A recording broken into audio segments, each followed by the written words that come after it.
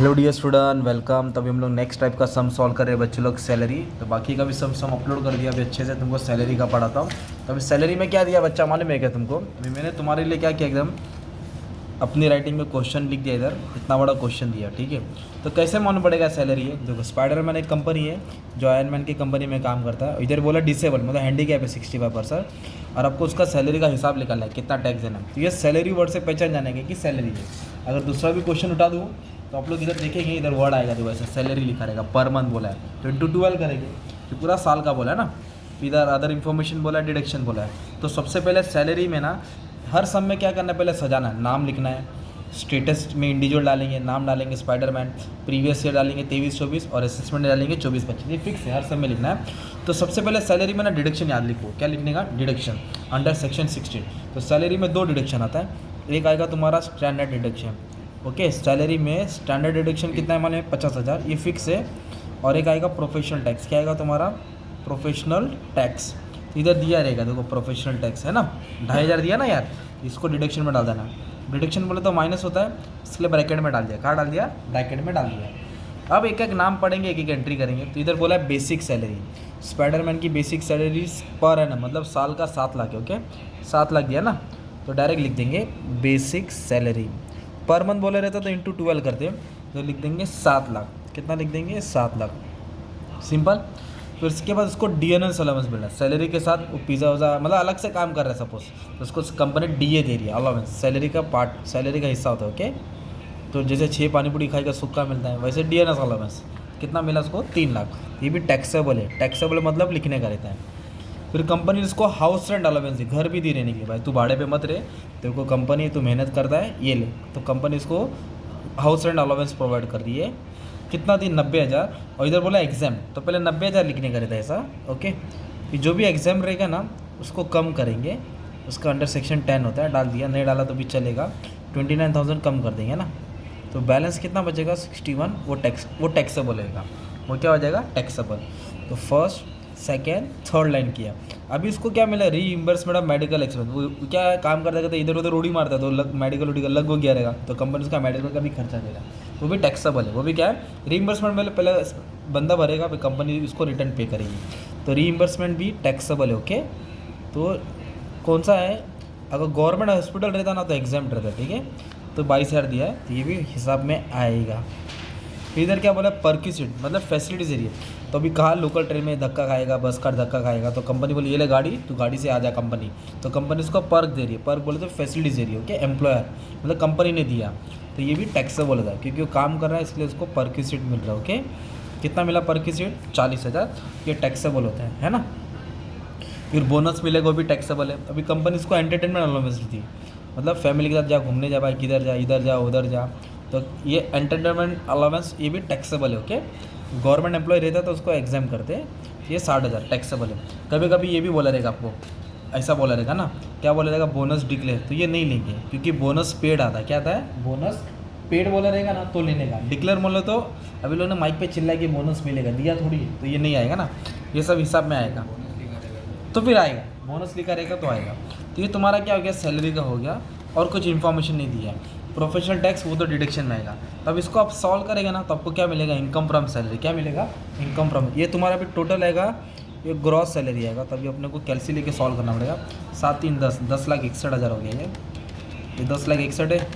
फिर बोला है 22,000, 22,000 ऐड करेंगे, ये 40,000 है, 40,000 ऐड करेंगे, ये 60,000 ऐड करेंगे। क्या ऐड करेंगे? 60,000, तो 11,83,000 ये तुम्हारा हो गया ग्रॉस सैलरी, 11,83,000।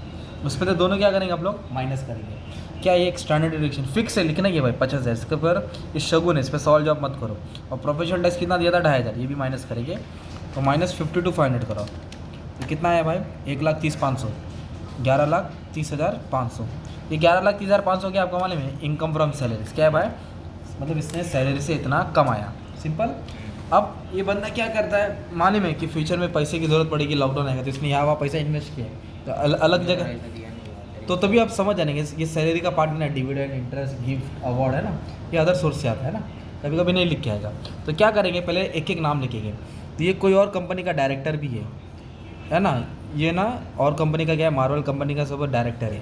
तो कोई भी कंपनी का डायरेक्टर रहेगा वो टैक्सेबल होगा। तो टैक्सेबल मतलब लिखने का, और नॉन टैक्सेबल मतलब माफ़। नॉन टैक्सेबल बोले तो अमाउंट लिखने के बाद डैश मारने का, एग्जाम करने का।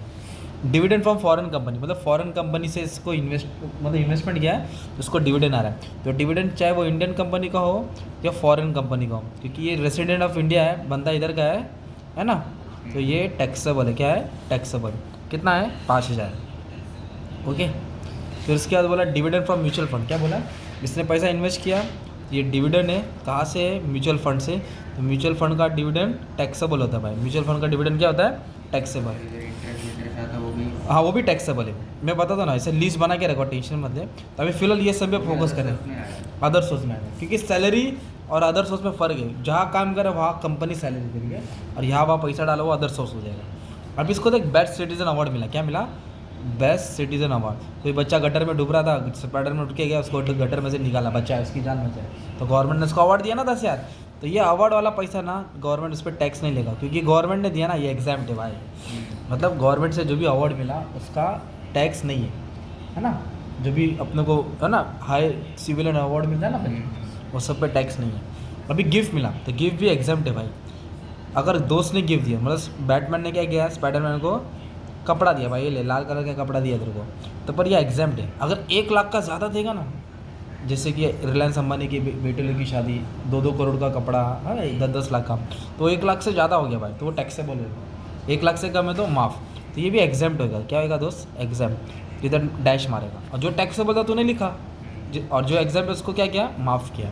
तो अभी क्या करेगा? इसको ऐड करेगा ना, तो तेरे को मिलेगा अदर सोर्स। उसको अलग जगह से कितना कमाए, ये सैलरी से कमाए ना, तो ये हो गया 1,30,000। कितना हो गया भाई? 1,30,000। तो ये हो गया सैलरी, ये हो गया अदर सोर्स। अब इन दोनों को ऐड करो, टोटल इनकम मिलेगा। क्या मिलेगा? Total income. दोनों को ऐड करेंगे तो क्या मिलेगा? Total income. तो प्लस 1,30,000 करेंगे तो आ गया 12,60,500। इसको बोलेंगे ग्रॉस टोटल इनकम, है ना, सी। अभी डी तुम्हारा डिडक्शन है। क्या आएगा? डिडक्शन। डिडक्शन का सेक्शन क्या है? अंडर सेक्शन 80, अंडर सेक्शन 80 लिखने का। तो कैसे मालूम पड़ेगा डिडक्शन? इधर एक वर्ड है देखो, पेड, है ना।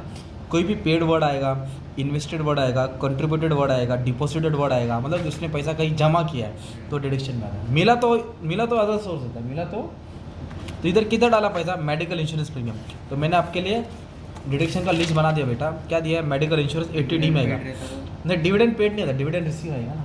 तो ये मेडिकल इंश्योरेंस 80D, तो मेडिकल इंश्योरेंस कितना रहेगा? 80D। लिमिट कितना है? 25,000। और भाई ने कितना भरा मालूम है क्या? सर स्पाइडरमैन ने कितना भरा? 22,500, मतलब 25 से ज़्यादा नहीं आएगा। तो 80D लिखेंगे मेडिकल इंश्योरेंस, क्योंकि स्पाइडरमैन ने तो क्या होगा, उसको भी इंश्योरेंस कराना पड़ेगा ना यार। तो कितना है? 22,500। तो एक डिडक्शन ये मिला, राइट। और एक डिडक्शन इधर दिया, हैंडीकैप है ना, वो डिसेबल है। कितना परसेंट? 65%। तो उसका भी कंडीशन क्या है मालूम है? अगर बंदा हैंडीकैप है, हाँ मतलब खुद वो हैंडीकैप है, अगर 80 से कम परसेंट है तो 75% माफ़ होएगा।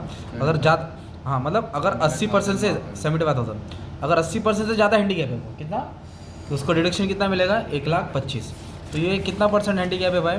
65%। मतलब वो ये फर्स्ट वाले लेवल में आ रहा है ना, तो 75 मिलेगा 80U में। किस में मिलेगा? 80U। इधर लिखेंगे हैंडीकैप। क्या लिखेंगे? हैंडीकैप। 65%, 75,000। अब इसको ऐड करेंगे तो आएगा मान लो 97,500। कितना है? 97,500। फिर इसमें से इसको क्या करेंगे? माइनस करेंगे, है ना। डिडक्शन बोले तो कम होएगा ना, तो फिर उसको इसके ऊपर टैक्स देना पड़ेगा। 11,63,000 पे इसको टैक्स, जो भी टैक्स पे करना पड़ेगा लिमिट, वो 11,63,000 पे टैक्स देने का। तो ये तुम्हारा एक सैलरी का सम हो गया। अभी और एक सम बता दो, ओरली हो जाएगा। अभी इधर अभिजीत है, वो 55% डिसेबल, मतलब डिडक्शन में आएगा। बेसिक सैलरी कितना मतलब 40,000 पर मंथ, है ना। तो इसको क्या करें? इंटू 12 करेंगे, तो ये आ जाएगा तुम्हारा, है ना। फिर उसको मिला DNS allowance 16,000 per month, into 12 करेंगे, ये आ जाएगा। फिर उसको हाउस रेंट कितना मिला? 10,000 मिला, और एग्जाम कितना है? 6,000। तो 10 में से 6 गया तो कितना आएगा? 4।